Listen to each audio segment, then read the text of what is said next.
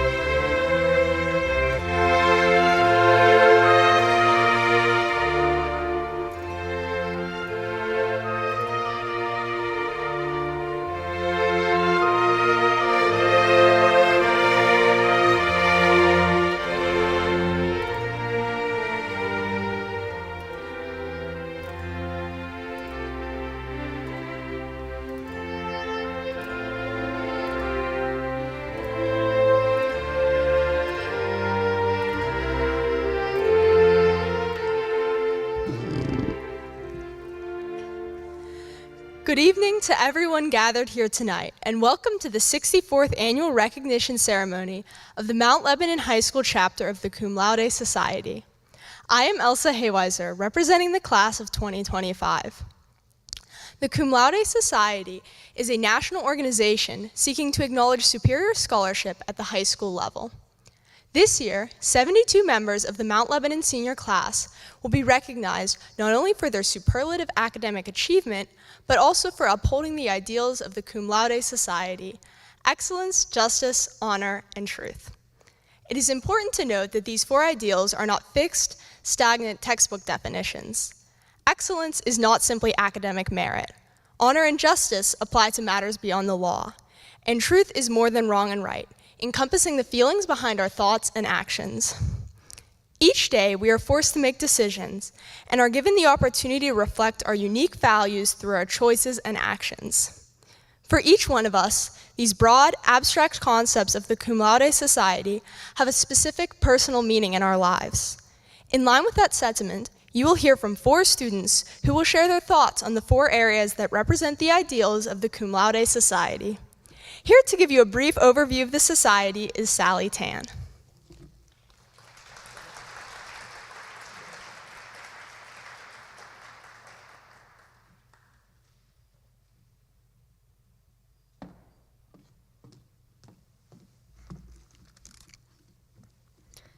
In 1906, Dr. Abram W. Harris, director of the Tome School, Maryland, determined that scholastic achievement of students in secondary schools should be accorded as much recognition as that given to other accomplishments.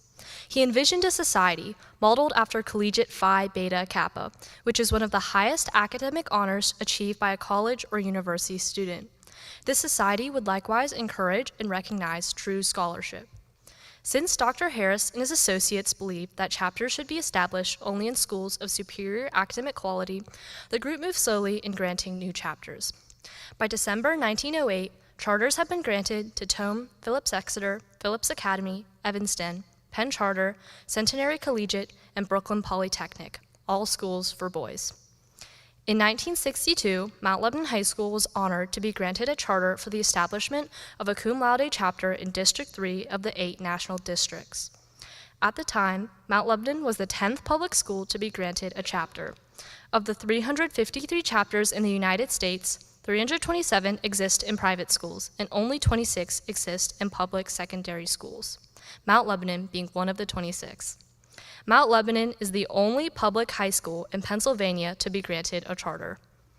During the society's existence, there have been no deviations from the original objective of the founder, namely the recognition of superior scholarship. As mentioned, the 4 key words that represent the Cum Laude Society are excellence, justice, honor, and truth. Here to discuss excellence is Kate Yang.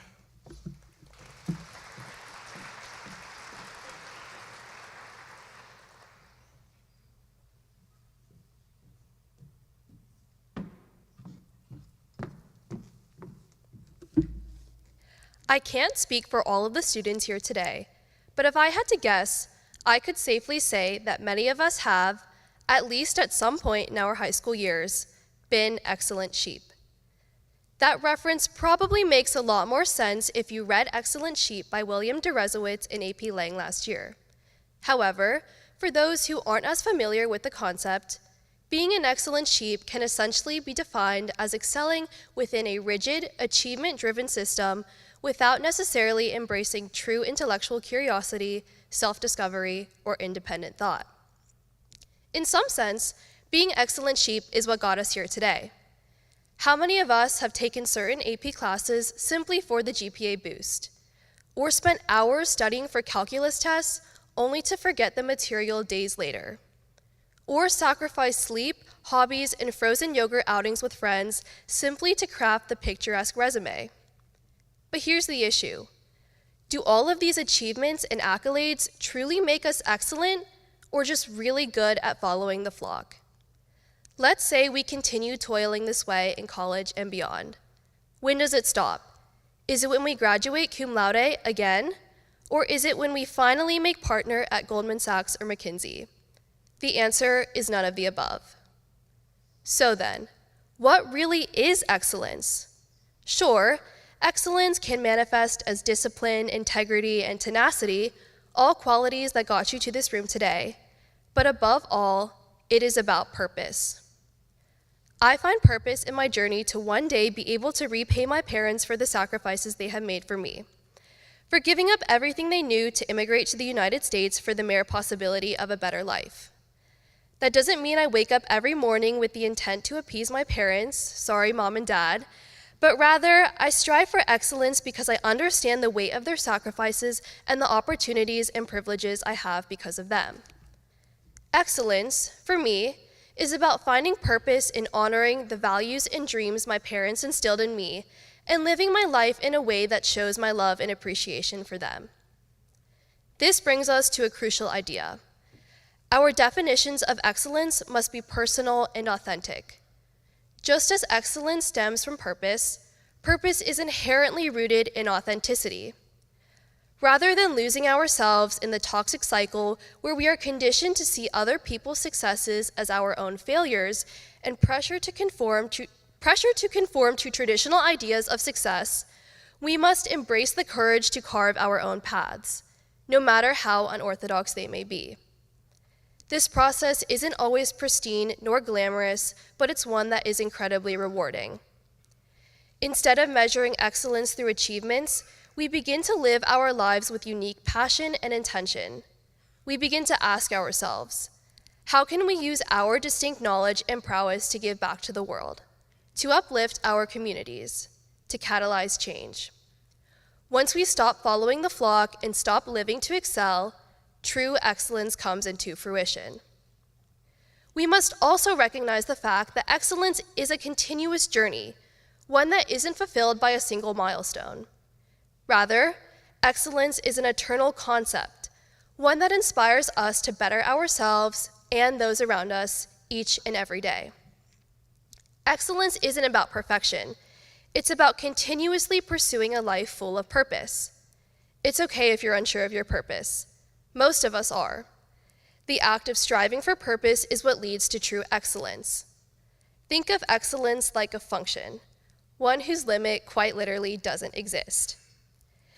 As we move forward to our next steps, to college and beyond, I challenge you. Reflect on your passions and work to discover your own unique version of excellence.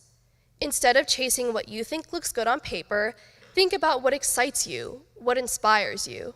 Embrace it. As you do, you'll notice that true excellence has a ripple effect. You won't just be enlightening yourself, but others around you too. That's because excellence isn't a prize that we win, nor an honor that we receive. It's a purpose, one that we embrace throughout the entirety of the beautiful concept we call life. Thank you. Now to speak about justice is Lucian Mickish.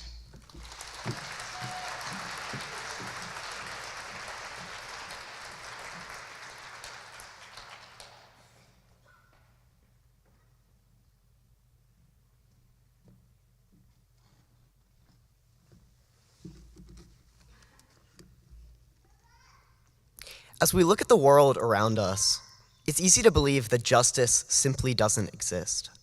Each night, many of us turn on the news and hear accounts of innocent civilians being killed in war and of families being split apart. We open up social media and we find sensational stories of children with terminal illnesses, of police brutality, of people feeling lost and powerless in a world over which they have no control. Even in school, we open up our history textbooks and we find a comprehensive record of the injustice faced by millions of people over the course of centuries.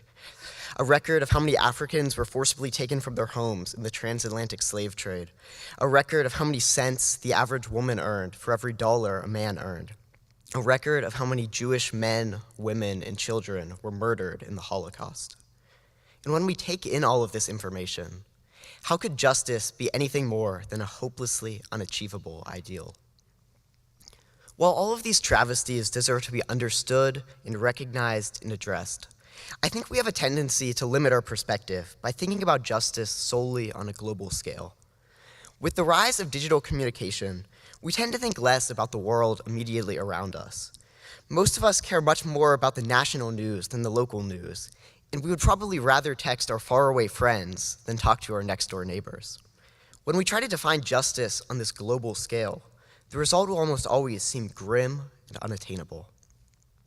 It's when we consider justice on a more local level that things don't seem quite so bad. For instance, look at our own community of Mount Lebanon. While there are certainly examples of injustice within Mount Lebanon, from people experiencing unforeseen personal tragedies to more systemic disparities, such injustices are much more approachable.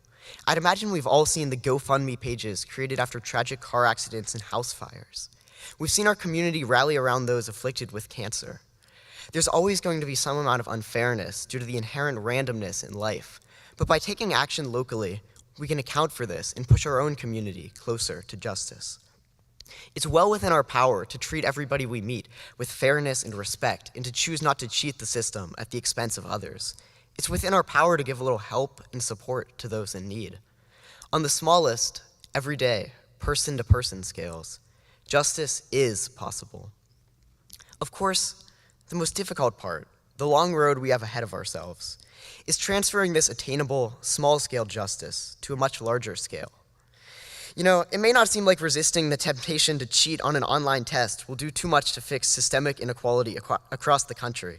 However, if we all agree not to cheat, if we all agree to act fairly and to make this commitment towards justice across the many different facets of our lives, then the effect will be much more pronounced. As high school seniors, many of us will soon be leaving the bubble of Mount Lebanon. And as we disperse across the country and the world, I think we should take this notion of local justice along with us. When we carry the mission for justice with us to the many places we'll go, we can use our little threads of justice to weave something much larger. Perhaps if we do so, the many generations ahead of us will experience a different narrative of justice than us, A different narrative of justice than the despairing world of constant, inescapable unfairness that we've become so accustomed to in the news and the media. Perhaps if we all do what we can on an individual level, the generations ahead of us will one day learn a history not only of inequality, but also of a long, arduous, yet successful fight for justice. Now, to speak about honor is Tiffany Wang.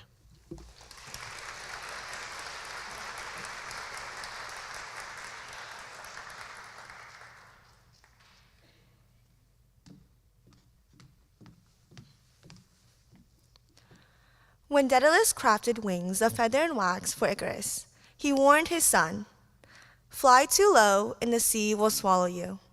Fly too high, and the sun will melt your wax wings." Yet in that moment of flight, feeling the rush of the wind and the thrill of freedom, Icarus forgot the warning. He soared higher and higher until his fall. I often thought of success in a similar way. A delicate balance between reaching for greatness and staying cautious enough not to fail. Honor, I was taught, was earned by making the right choices, by staying within the lines drawn for me. But what Icarus' story doesn't tell us outright is that flying at all, daring to rise, to take that risk, is also an act of courage. Growing up in a very filial piety-oriented family, the meaning behind honor was already settled before I could even calculate 2 + 2. Honor meant doing good, maintaining respect, and never showing mistakes. Because to falter was to bring shame upon those who put a roof over my head and food on the table.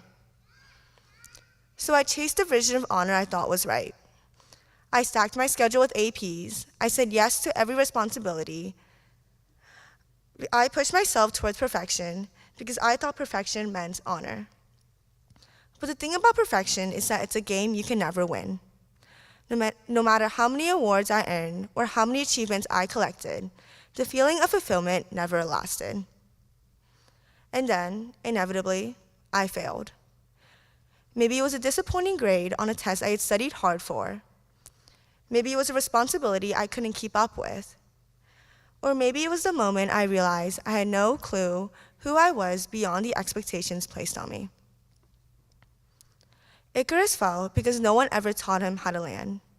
And I'd spent so long defining honor as an obligation to soar that I never stopped to think about what it meant to me. Not to my parents, not to my teachers, just me. While these expectations can offer guidance, they should not confine us. Honor is not a rigid set of rules, it is a choice, one that can either shape us into our best selves or lead us astray. Honor is not about never failing. It's about how you rise after each stumble. It is about choosing integrity over convenience, about standing by your values even when the world pushes back. The truth is, you may never become the scientist who makes groundbreaking discoveries, the all-star athlete you admire, or the author whose work tops the bestsellers list. When you search for role models, countless names will appear on the screen, each one defining success in their own way. But instead of striving to live up to the accomplishments of others or using them as the standard for success, I encourage you to step away from those expectations. Instead, carve out your own path and create a legacy where your name stands not because it's imitating someone else, but because it's shaped by your own definition of honor. Because in the end, Icarus didn't just fall, he flew. Honor isn't about being afraid of the fall. It's about having the courage to take flight in the first place, knowing that when we do fall, which we will, we learn to rise again. Let's redefine honor, not as an impossible standard to meet, but as a commitment to living with purpose, authenticity, and courage. Let's find our own way to navigate the sky. Congratulations to us all, not just for what we've achieved, but for who we've become along the way. Now to speak about truth is Clara's son.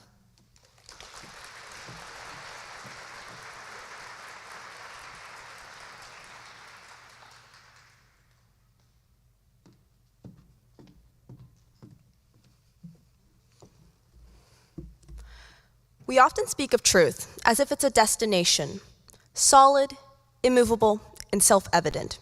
After all, truth is truth, right? The most fundamental foundation upon which everything we know is built. I think we can all remember, back when we were young, our parents teaching us that dishonesty was wrong and that telling the truth was always the right thing to do. It seemed so straightforward, so absolute. But if that were really the case, this speech would be over in 30 seconds. The more I consider what truth really is, the more complicated it becomes. What does it mean to tell the truth? Can we always be certain in the validity of what we're saying? If a lie is repeated enough, does it become the new truth? And if the truth is ignored, does it cease to matter? Truth is not merely the absence of lies, nor is it the presence of facts. It's far more intricate, like a river flowing, shaped by the landscape of perception, challenged by the currents of doubt, and often burdened with the undertow of consequence. And just as a river never flows in a straight line, truth rarely presents itself in a way that is simple or easy to navigate. Because while the truth may enlighten, it also disrupts. It requires the courage to look beyond the comfort of our ignorance. History is marked by those who sought truth, many of which were met with great resistance. Galileo, who dared to challenge the accepted belief of geocentrism and faced condemnation for it. Harriet Tubman, who refused to accept the lie that slavery was just. Susan B. Anthony, who defied the unjust legal system and demanded the undeniable truth that women too deserved a voice in democracy. The truths they uncovered and dared to voice did not make their lives easier. Their truth, once spoken, challenged the status quo, because truth forces institutions, societies, and individuals like us to confront a new form of reality. I cannot stand before you today to preach a single unchanging definition of truth, because that definition is constantly changing, reshaping, and evolving. But what I can say with certainty is that regardless of how its meaning changes, truth is something we must continue to seek. Because despite its cost, despite its burden, truth remains the foundation upon which progress is built. Truth demands action. It demands that we question, that we confront, and that we change. And history has shown that the greatest progress is made not by those who remained silent in the face of falsehood, but by those who dared to speak their truths. Those who understood the value of truth and realized that truth needed to be fought for and defended, even when society condemned them for it. Because truth is not a destination, but rather a pursuit. And that pursuit is even more important now than ever. We live in an age where misinformation and deception can be rapidly spread, where facts can easily be twisted to fit narratives. We see this in politics, public health, social movements. Wherever truth is inconvenient, there are those who seek to obscure it. And that is why the responsibility to seek and uphold truth falls on us now. Truth is what we pursue, what we defend, and what we must choose again and again, no matter the cost. And so let us choose it, each and every day, in our words, in our actions, in the way we engage with the world. Because if history has proven anything, it is that the world doesn't change with silence. It changes with courage, with conviction, with those who are willing to speak the truth, and that change begins with us. At this time, I would like to introduce Dr. Joel Thompson, our principal.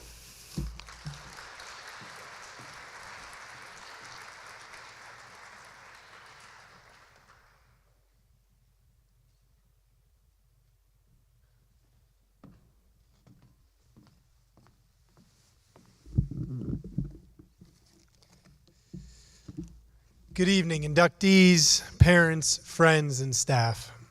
Welcome to the Cum Laude Society induction ceremony for the class of 2025. My name is Joel Thompson, and I am proud to serve as the principal here at Mount Lebanon High School. It is truly an honor to join you this evening, representing our faculty, staff, and administration, as we recognize the outstanding achievements of our inductees. Tonight, we celebrate academic excellence, determination, and perseverance that have led these seniors to meet the high standards set forth by the Cum Laude Society. As we reflect on this achievement, it is important to remember that none of us accomplish great things alone. I am sure our inductees recognize that they would not be here tonight without the steady encouragement, love, and support of their families and friends. On behalf of our students, I want to extend a heartfelt thank you to all of you, parents, guardians, relatives, and friends, for the many ways that you have supported and helped guide and lift these students throughout their high school journey. I also want to take a moment to recognize and thank the faculty and staff of Mount Lebanon High School. Your dedication, care, and expertise have shaped these students and helped them grow both academically and personally. You serve as role models of integrity, curiosity, and commitment to excellence. And that impact is evident in the young people we honor tonight. To our inductees, this evening is a moment to reflect on all you have accomplished so far. Being inducted into Cum Laude is a testament not only to your academic success, but also to the persistence and character you've demonstrated over the past 4 years. As you prepare for the next chapter of your lives, I hope you carry with you the 4 guiding principles shared by your peers tonight: truth, justice, honor, and excellence. Let these values continue to shape who you are and how you lead. Whether you pursue careers in science, the arts, business, education, or any other field, these principles will serve you and those you lead well. Remember, you are our future leaders. Our school, our community, and our world need individuals like you, people committed to truth, fairness, integrity, and doing things to the best of their ability. As you move forward, my hope is that you will live out these values and inspire others to do the same. In doing so, you will leave a lasting positive impact on the world around you. Congratulations again on this well-deserved honor. At this time, please allow me to introduce Mrs. Maureen Kings, school counselor.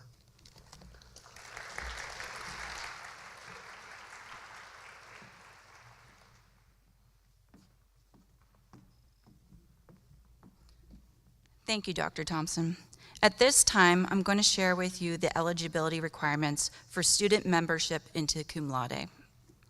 Within limitations set by the Constitution of the National Society, each chapter determines its eligibility requirements for membership.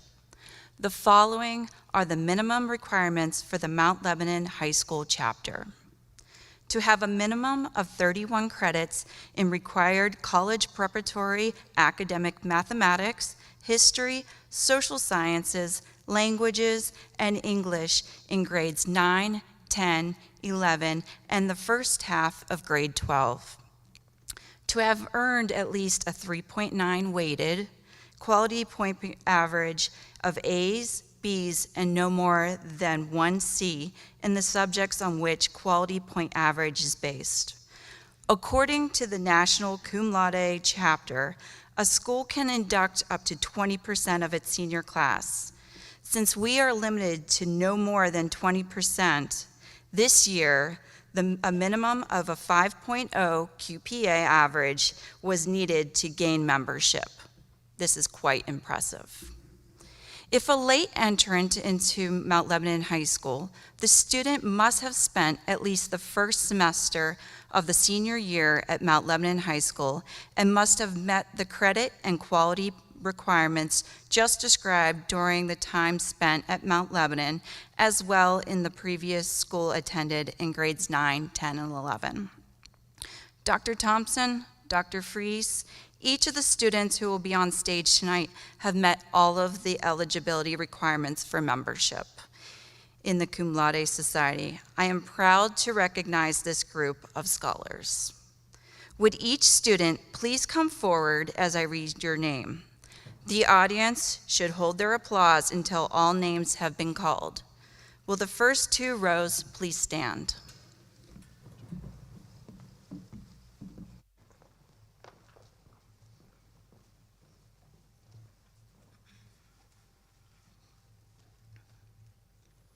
Helen Patricia Albu. Sarah Othman El-Thawadi.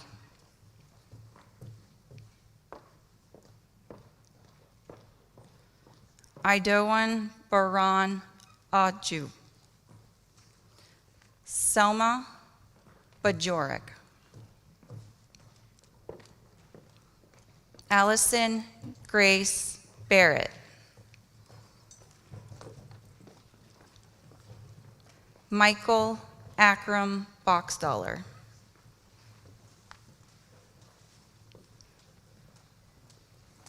Piper Brannon Bozick. Claire Elizabeth Bruno.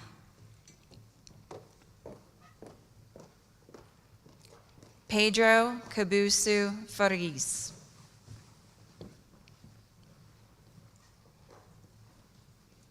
May Ziomara Kano. Sylvia Tingyu Cheng. Sofiko Chumbaridze. Peyton Marie Collins.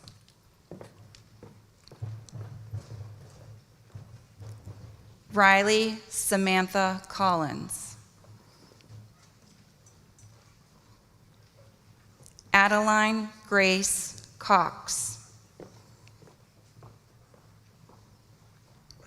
Tilly Marilyn Crown. Isadora Santos de Macedo. Ashley Alexandra Dick.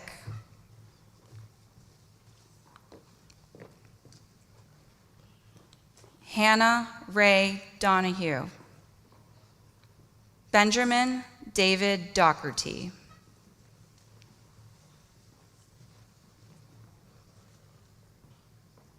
Autumn Grace Doiak.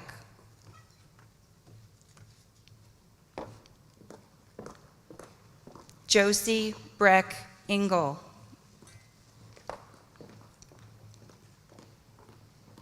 Addison Rose Yvonne.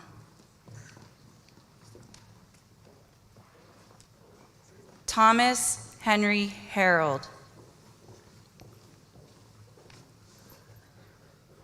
Elsa Marie Hayweiser. Eden Grace Horry. Moshami Stella Huffman. Andrew Joseph Holtmark. Adelaide Marie Jones. Jack David Schultz Joseph. Peter Francis Xavier Kale. Jude Avery Cashlin.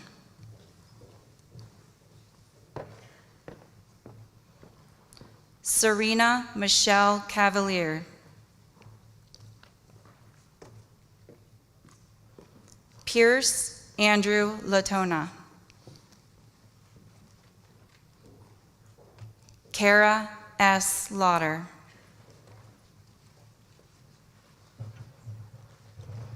Addison Nicole Mayer.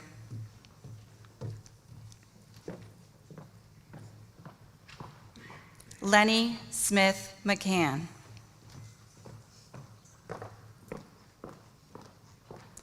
Shay C. McCarthy. Maeve Curran McNamee.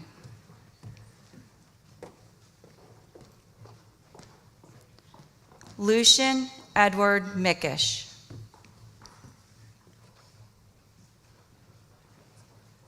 Lydia Grace Monticello.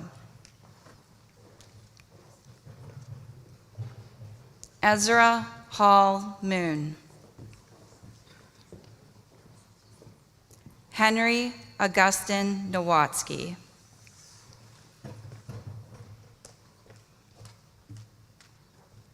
Scarlett Catherine O'Brien.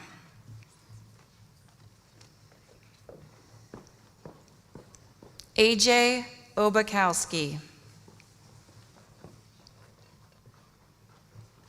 Genevieve Marin Palumbo.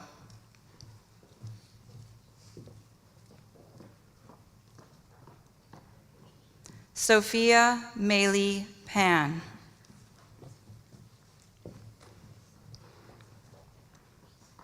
Ava Grace Pesacrita.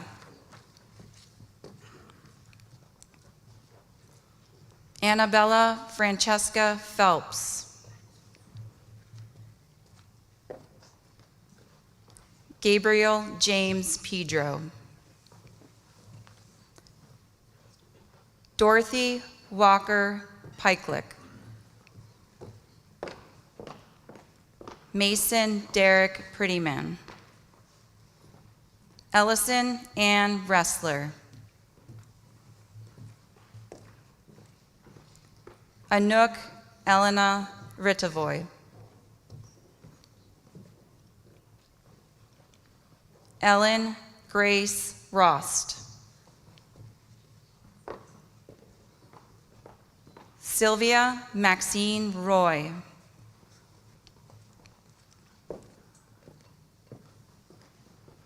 Aisha Sarabakova.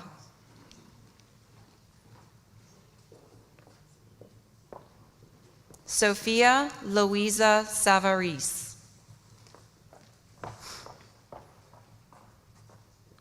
Noah Michael Shirelli.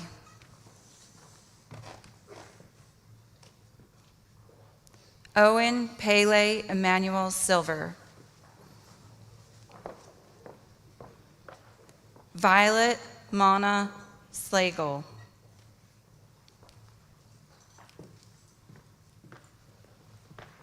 Mark Barr Summers. Clara Na Sun.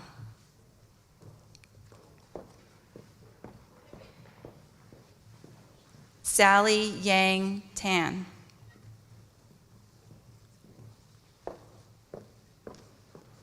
Elena Catherine Tatel. Emma Rose Taylor.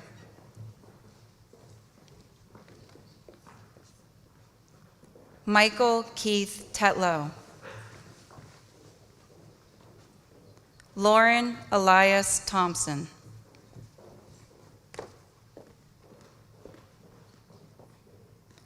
Caden Andrew Eunice. Tiffany Wang.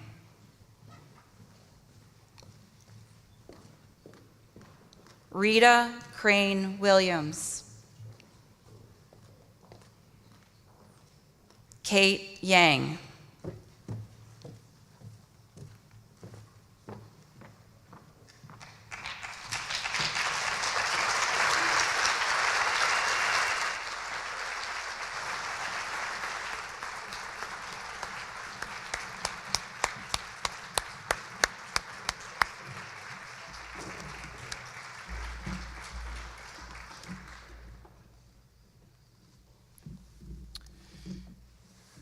At this time, it is my pleasure to induct the class of 2025 into the Cum Laude Society.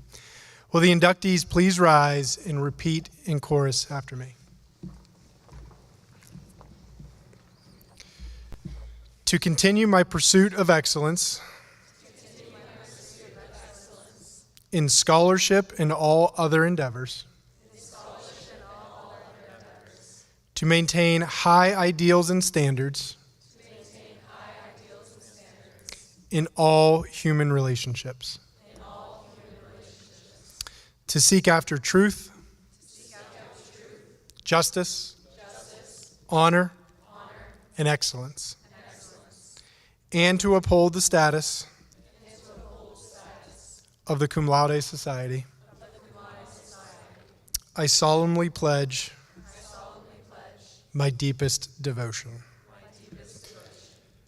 Join me in congratulating Mount Lebanon's newest members of the Cum Laude Society.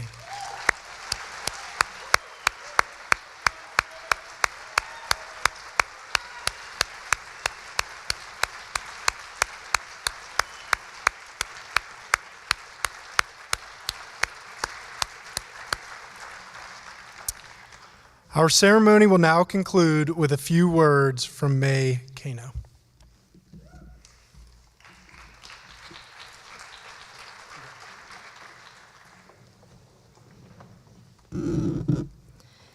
Receiving this recognition tonight is indeed an honor for us all. It is important that all of us, students and parents alike, commit ourselves in all endeavors of our daily lives to the principles of excellence, justice, honor, and truth. On behalf of all the students, I wish to thank everyone who is here tonight to support us. We all realize that we would not be here on this stage this evening were it not for the patience, love, and support shown by our parents, grandparents, siblings, guardians, family members, and friends. Please remain seated while the inductees proceed to the rear of the auditorium. Refreshments will be available in center court, and once again, thank you for attending.